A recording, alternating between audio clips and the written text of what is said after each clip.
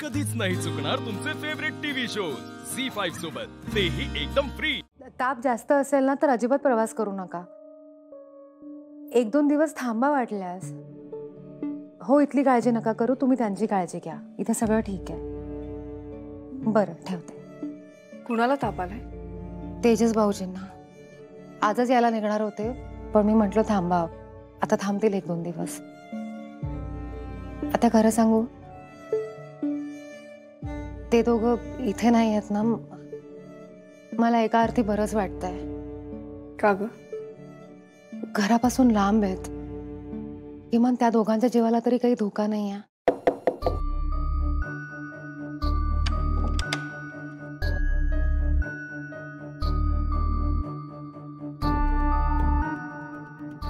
सगळं ठीक आहे ना? फाल्गुनी केतकी बरे आहेत ना? फाल्गुनी ताई खूप घाबरल्या आहेत। तेजस भाऊजी सुद्धा घरी नाही आहेत ना, पण आज केतकी काकू फाल्गुनी ताईंच्याच खोलीत झोपणार आहेत। बाबा, मी काय म्हणते, तुम्ही सुद्धा तन्मयच्या खोलीमध्ये झोपायला जा, म्हणजे तन्मयला सुद्धा भीती वाटणार नाही आणि तुम्ही त्या रुपाली म्हात्रेपासून लांब राहाल।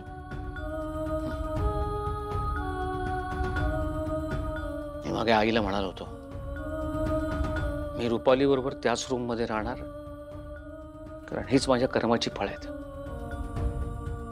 मला भोगावीच लागतील। रुपाली मात्रे आज माझ्यामुळे या घरात आली। हे सगळं जे काही घडतंय त्याला मी जबाबदार आहे। त्याची शिक्षा मला मिळायलाच हवी। असं जे होईल ते होईल, पण मी दुसरीकडे कुठेही जाणार नाही। मला तुमच्यासारखं वरदान नाही, कुठली शक्ती नाही माझ्याकडे, आणि एक सामान्य माणूस राक्षसाशीही लढू शकत नाही। कदाचित हे सगळं करताना माझा जीवही जाईल। बाबा, नका ना असं बोलू तुम्ही। मला एक गोष्ट लक्षात ठेव, ती रुपाली माझ्या समोर असताना मला खूप त्रास होत राहील, पण मी तो त्रास सहन करेन, माहितीये, कारण तिच्यावर माझं सतत लक्ष असेल। ती काय करते हे मी तुम्हाला सांगू शकेन। बाबा, आपण रुपाली म्हात्रेवर कसंही लक्ष ठेवू शकतो, त्यासाठी तुम्हाला तुमचा जीव धोक्यात घालण्याची गरज नाहीये। प्लीज मला समजून घे। अगं, आपल्या माणसांसाठी मला काहीतरी करता आलं याचं समाधान मिळेल मला, आणि आता माझा निर्णय बदलणार नाही। मला एक वेगळ्याच गोष्टीची चिंता भेडसावते। कोणती चिंता?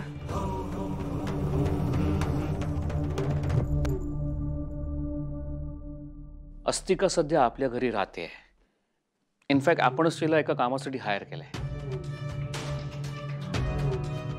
पण म्हणावं तसं तिला यश मिळालं नाहीये। ती आत्ताही आमच्या बेडरूम मध्ये होती, कदाचित नाग शोधत आली असेल। रुपाली ही तिथेच होती। मला संशय आला, ते रुपाली आणि ती बंद दाराआड काहीतरी बोलत होत्या।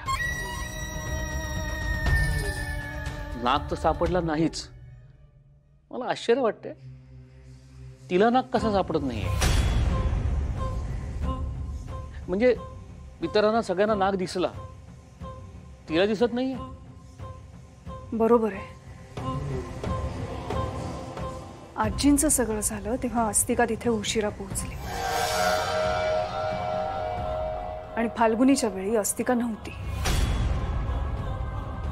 आणि जर ती तिथे असती तर कदाचित नागाला पकडता आलं असतं। अस्तिका असली की नाग नसतो, आणि नाग असला की अस्तिका नसते।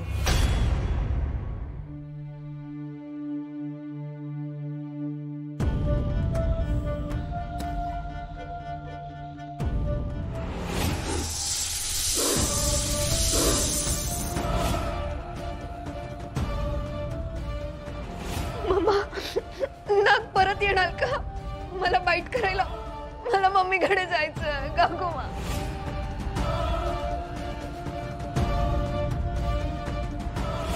अस्तिका ना नेमकी वेळेलाच इथे नसते, नेत्रा ही आईंच्या वेळी सुद्धा इथे नव्हती.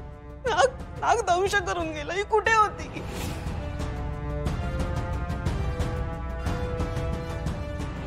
नाग तर सापडला नाहीच. मला आश्चर्य वाटतंय तिला नाग कसा सापडत नाहीये. म्हणजे इतरांना सगळ्यांना नाग दिसला, तिला दिसत नाहीये. अस्तिका, आम्हाला तुझी गरज होती आणि तू आज इथे नव्हतीस. दारं खिडक्या सगळं सगळं बंद आहे, पण तरी तो नाग कसा आला कसा गेला आम्हाला काहीच कळलं नाही.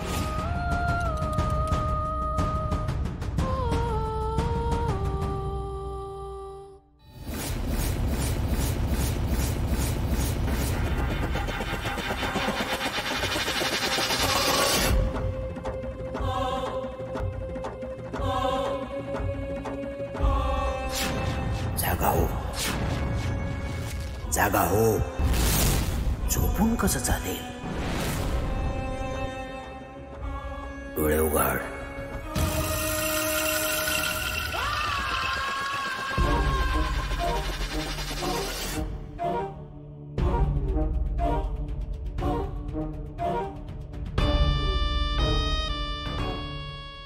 काय बालिश खेळ खेळतोस रे? घाबरवतोस मला?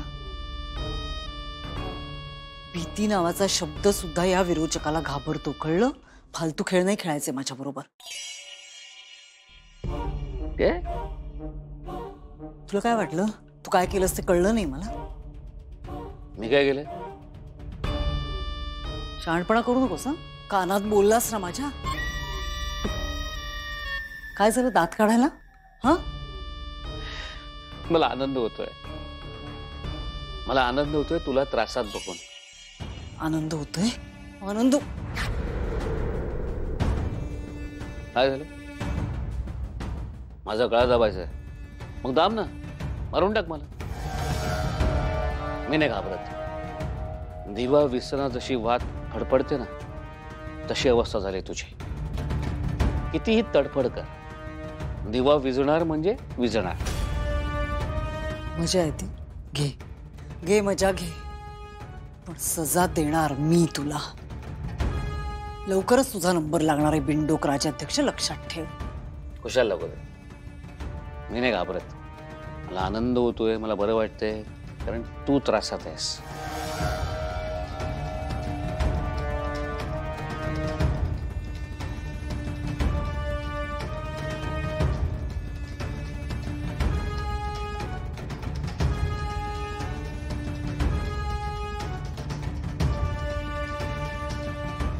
कोणाचा आवाज होता तो? झी5 ॲप डाउनलोड करा आणि पहा सर्व एपिसोड्स एकदम फ्री.